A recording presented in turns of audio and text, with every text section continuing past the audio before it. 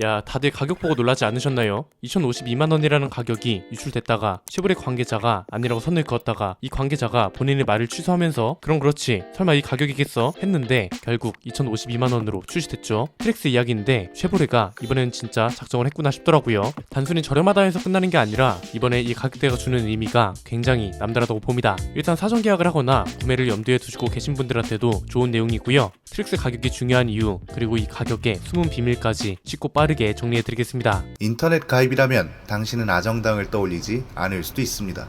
당신의 습관은 통신업체에 고정되어 있을 수도 있습니다. 모르면 놓치는 당연한 권리, 인터넷 정수기만 사용해도 받을 수 있는 지원금 77만원, 인터넷 가입은 아정당입니다. 사실 이 가격대가 가능할 거라고는 아무도 생각하지 못했을 겁니다. 왜냐면 가격 유출대만 봐도 어떤가요? 처음 유출된, 그것도 홈페이지에 유출된 가격보다 쉐보레 관계자가 이 가격대는 생각도 안 해봤다 라는 말에 다들 무게를 실었을 정도잖아요. 그럴 수밖에 없는 게 그동안 한국 GM이 가격으로 성공을 한 사례도 없고 크기 제원부터 트레일블레이저보다 큰 차거든요. 길이, 너비, 휠베이스 모두 트레일블레이저보다 크기 때문에 아무리 파워트레인 차이가 있어도 가격이 이렇게 나온다는 게 그리 쉬운 일이 아니었습니다. 심지어 구성도 괜찮습니다. 뒤에서 자세히 살펴보겠지만 기본 사양만으로도 충분하고 옵션을 추가해도 무리 없는 가격대로 살 수 있습니다. 사실 이 가격대가 원래 우리가 암묵적으로 생각하던 가격대가 맞습니다. 트랙스가 세단으로 치면 아반떼급이잖아요. 아반떼급 소형차는 2천에서 3천만원대, 소나타급은 3천에서 4천만원대, 그랜저급은 4천에서 5천만원 선이 암묵적인 가격대였는데 최근에 코나가 3천에서 4천만원 선을 깨버렸고 그랜저는 5천에서 6천만원 선을 깨버리면서 국산차 가격대 자체가 바뀌고 있잖아요. 그래서 나머지 국산차 회사들도 이걸 따라가냐 아니면 아예 가성비 타이틀을 공략해서 점유율 반등을 노리느냐였는데 일단 쉐보레랑 쌍용차는 후자를 선택한 걸로 보입니다. 그런데 진짜로 이게 괜찮은 가격대가 맞을까요? 이것도 반갑지 않은 비밀이 숨어있는 건 아닐까요? 보통 이렇게 가격이 이상할 만큼 저렴하게 나오면 뭔가 중요한 게 빠지곤 했잖아요. 트랙스 가격대의 숨은 비밀 그리고 이 가격대가 중요한 이유는 크게 세 가지로 정리할 수 있습니다. 첫 번째는 우리가 생각했던 것보다 옵션 구성이 괜찮다는 겁니다. 대부분 이 정도 가격대로 나오면 진짜 중요한 사양들이 빠져서 어쩔 수 없이 상위 트림으로 갈 수밖에 없게 만들잖아요. 그런데 트랙스는 큰 욕심이 없다면 최하위 트림을 구매하는 것도 괜찮을 정도입니다. 긍정적인 의미의 비밀이라고 할 수 있는데요. 최하위 트림의 기본 사양을 보면 1.2 가솔린 터보 엔진에 6단 자동 변속기, 전자식 파워 스티어링 휠 이런 게 모두 기본이고 안전 사양으로는 스테빌리티 트랙 차체 자세 제어 시스템, 에어컨 6개, 디지털 후방 카메라, 저속 자동 긴급 제동 시스템, 전방 충돌 경고 시스템, 헤드업 LED 경고 등 전방 거리 감지 시스템이 기본입니다. 여기에 차선 이탈 경고 및 차로 유지 보조 시스템, 전방 보행자 감지 및 제동 시스템, 차로 변경 및 사각지대 경고 시스템, 후측방 경고 시스템, 스피드 리미터, 뒷좌석 승객 리마인더 이런 것도 기본입니다. 이 정도 가격대면 후방 카메라 같은 게 빠지고 그러는데 트랙스는 최하위 트림에도 기본 적용된다는 걸 알 수 있죠. 외관 사양을 보면 여기서 유일하게 걸리는 게 17인치 스틸 휠이 들어간다는 거고요. 나머지는 괜찮습니다. LED 헤드램프, LED 주간 주행 등, LED 테일램프랑 보조 제동 등, LED 방향 지시 등과 전동 조절, 열선, 전동 접이가 포함되어 있는 사이드 미러가 기본입니다. 가장 큰 차이가 있는 건 실내입니다. 디지털 계기판 대신 3.5 LED 디스플레이가 포함된 아날로그 계기판에 직물 시트가 들어있는 게 특징이고요. 편의 사양으로는 오토홀드가 기본이고 매뉴얼 에어컨, 운전석 세이프티 파워 윈도, 동반석과 뒷좌석에는 원터치 다운 파워 윈도가 적용됩니다. 이외에 크루즈 컨트롤하고 액티브 노이즈 캔틀레이션, 틸트 앤 텔레스코픽 스티어링 휠, 오토라이트 컨트롤, 헤드램프 레벨링, 리어 와이퍼, 8인치 컬러 터치 스크린, 블루투스 핸즈프리 및 오디오 스트리밍, 스피커 4개 이런 게 기본입니다. 여기서 제일 걸릴만한 게 17인치 스틸 휠과 3.5인치 LED 디스플레이가 포함된 아날로그 계기판, 직물 시트 이 정도인 것 같은데 이 사양들이 괜찮다면 최하위 트림도 나쁘지 않은 선택입니다. 개인적으로 추천드리고 싶은 건 LT 트림과 액티브 트림입니다. LT 트림으로 넘어가면 후방 주차 보조 시스템이 추가되고 17인치 브라이트 실버 알로이 휠하고 인조가죽 스티어링 휠 그리고 앞좌석 열선 시트랑 열선 스티어링 휠, 풀 오토 에어컨, 뒷좌석 에어벨트, 버튼 시동과 스마트키 시스템, 2열 USB 포트가 포함됩니다.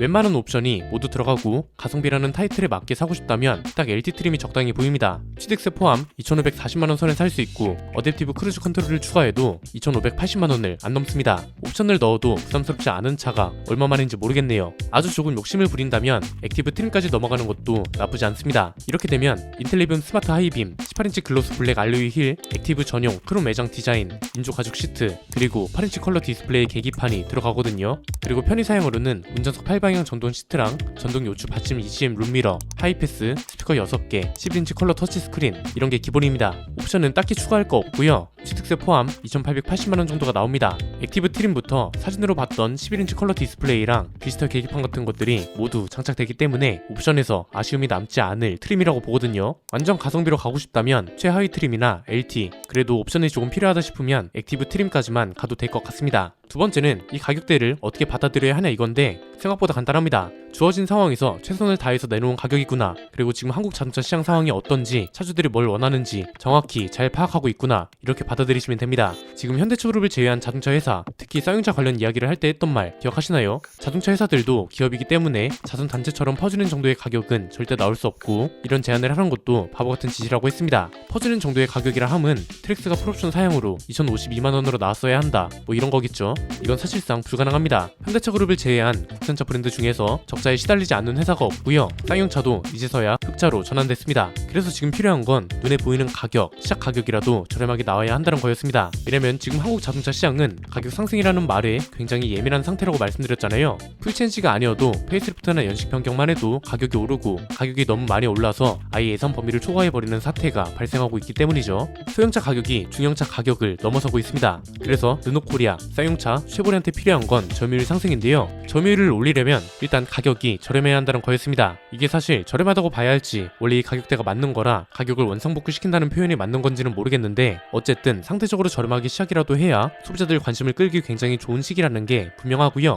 이 관심이 지금은 구매로 이어지고 있기 때문에 어떻게 보면 현대차그룹이 기회의 문을 열어준 거라고도 볼 수 있습니다. 쌍용차는 일단 가성비 전략으로 가기 시작했고, 쉐보레가 어떻게 나올지가 궁금했는데 쉐보레도 결국은 가성비 전략을 택한 것으로 보입니다. 앞에서 보여드린 것처럼 최하위 트림은 선택이 거의 없을 겁니다. 그런데 그럼에도 불구하고 대부분이 2,500만원 내외로 트랙스를 구매할 수 있고, 2,052만원이라는 숫자는 트랙스한테 관심을 가도록 해줬고, 2,500만원도 지금은 저렴한 가격이라는 건 변치 않습니다. 한국 GM이 어쨌든 차를 팔고 싶은 마음과 의지가 남아있긴 하구나, 이렇게 봐도 될 것 같습니다. 생산량 관련해서도 말이 많이 나오는데 저는 이것도 알려진 바로는 나쁘지 않다고 봅니다. 자꾸 배정 비율을 얘기하면서 문제가 많다고 하는 사람들이 있는데 백분율만 보면 그럴 수 있습니다. 국내에서 생산하는데 전체 생산 물량 중에 10%만 국내에 배정한다고 하잖아요. 그런데 연간 생산 규모가 이 중 10%면 28,000대입니다. 28,000대면 쉐보레 라인업 중에 압도적으로 가장 많은 판매량이고요.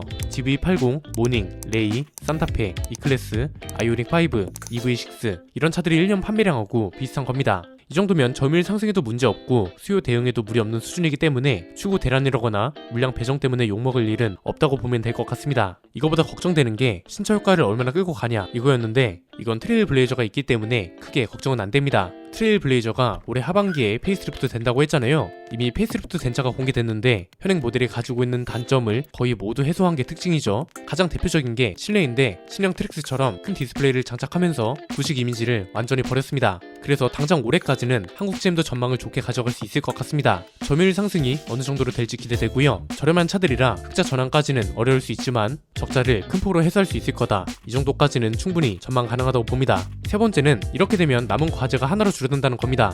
저는 이번 트랙스가 좀 아깝습니다. 왜 아깝냐면 차도 잘 나왔고 회사 차원에서 얼마나 많은 고민 끝에 이 차를 출시했는지가 느껴집니다. 물론 반강제적인 걸 수도 있습니다. 이 차 때문에 한국 공장에 1조 원이나 투자를 했으니 투자금을 회수해야 하는 것도 분명 필요하니까요. 일단 이런 건 거두절미하고, 차 자체는 좋은데 마케팅은 정말 실망스럽습니다. 소비자들이 트랙스 가격은 2,052만원이구나 이렇게 인식할 수 있게 해준 가장 큰 사건은 가격표 유출이라고 보거든요. 트랙스가 출시되기 전에 다른 곳도 아니고 쉐보레 홈페이지에 유출이 됐잖아요. 이게 금방 사라지고 처음에는 해프닝으로 끝났습니다. 전산 오류로 가격이 잘못 나갔고, 쉐보레 관계자는 이런 가격 책정은 생각해 본 적도 없고 잘못된 가격입니다, 이렇게 말했습니다. 그래서 2,052만원은 잘못된 정보가 되었고, 이게 막 바로잡히고 있는 와중에 관계자가 본인이 했던 말을 취소합니다. 그렇게 해서 결국 출시 행사를 통해 밝혀진 가격은 2,052만원이었습니다. 저는 이게 참 뭔가 싶은 겁니다. 사실 가격이 어떻게 나오든 공식 가격이 나오면 소비자들은 이 가격과 상품성을 보고 구매를 할지 결정합니다. 그래서 어쩌면 숫자는 중요하지 않을 수도 있습니다. 그런데 관계자가 본인 회사 제품에 대해서 이렇게 왔다 갔다 해서 되겠냐 이겁니다. 관계자가 2,052만원이 아니라고 했다가 이 말을 하루도 안 돼서 취소했습니다. 이건 우리가 어떻게 추리할 수 있냐면, 차량 가격을 관계자가 모르고 있었거나 아니면 알고 있었는데 당황해서 아니라고 말을 했다가 나중에 취소했거나 둘 중 하나거든요. 뭐가 됐든 둘 다 문제입니다. 마케팅 팀이든 제품 전략 팀이든 회사가 중요하게 출시하는 신차고 소비자들이 굉장한 기대를 품고 있는 차입니다. 그러면 적어도 가격은 미리 파악하고 있는 게 맞고, 마케팅에서 중요한 게 신뢰잖아요. 관계자 입장에서 아니라고 했다가 이걸 하루도 안 돼서 번복하는 건 신뢰 관계에 굉장히 큰 타격을 준다고 봅니다.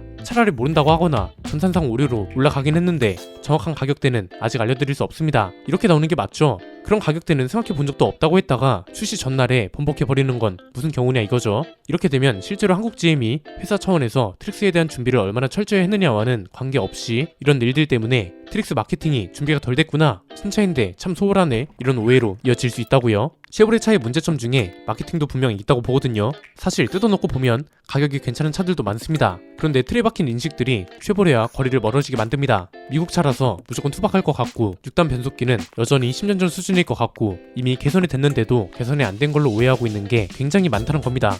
결국 이걸 알리는 건 회사의 역할인데 이게 과연 제대로 되고 있는지, 이번에 나온 트릭스 가격만큼 회사의 마케팅 전략도 세대 교체가 되었는지 이게 참 의문이라는 겁니다. 현대차 그룹도 그렇고 최근에 판매량이 올라가기 시작한 쌍용차도 그렇고 마케팅이 분명 큰 역할을 하고 있습니다. 그에 비해서 한국 GM은 그간 한국에서 얼마나 좋은, 얼마나 효과적인 마케팅을 했는지 여기에 물음표를 달아볼 때가 됐다고 보고요. 올해 신차 전략이 굉장히 좋습니다. 어떻게 나오는지에 따라 좋은 마케팅이었는지 실패했는지 나타날 겁니다. 부디 좋은 결과가 있길 바랍니다. 점유율 10%대 다시 회복해야죠. 오늘 내용은 여기까지입니다. 내용이 유익하셨다면 구독과 좋아요, 알림 설정 부탁드립니다. 지금까지 저는 안피디였습니다. 감사합니다.